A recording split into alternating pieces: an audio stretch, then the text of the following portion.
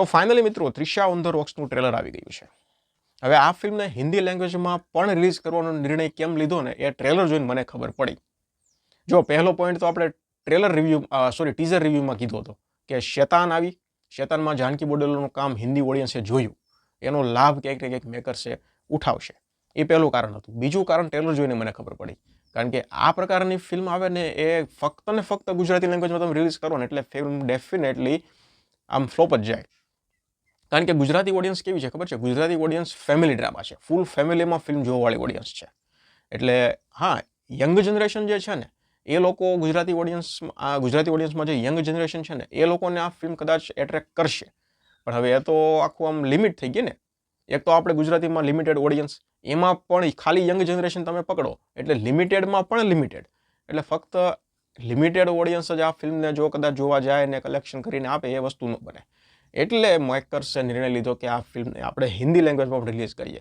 હિન્દી લેંગ્વેજની ઓડિયન્સને ડેફિનેટલી આ ફિલ્મ કદાચ એટ્રેક્ટ કરશે જો સ્ટોરી અને કોન્ટેન્ટ સારું હશે તો. ટ્રેલર અત્યારે ઇમ્પ્રેસ કરે છે. સ્ટોરીની તમને વાત કરું તો અડધી સ્ટોરી એમ ખબર પડી હોય ને એવું લાગે છે, પણ પછી શું થશે એ નથી ખબર પડતી.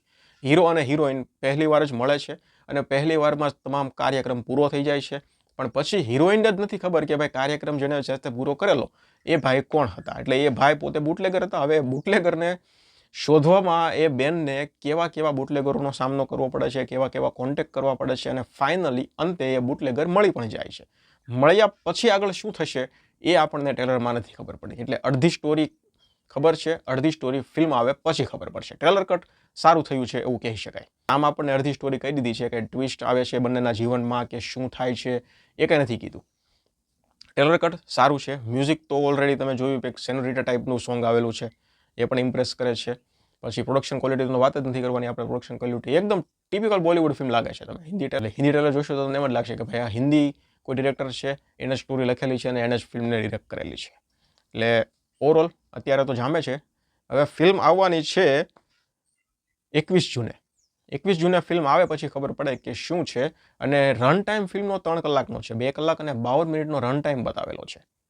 એટલે ફક્ત ને ફક્ત આ જ સ્ટોરી હોય એવું મને નથી લાગતું કે ભાઈ હિરોઈન છે એ હીરોને શોધે છે, બંને મળી જાય છે અને લવ સ્ટોરી ખતમ, એવું નથી લાગતું. કારણ કે IMDbમાં ફિલ્મનો રન ટાઈમ 2 કલાક ને 52 મિનિટમાં બતાવેલો છે.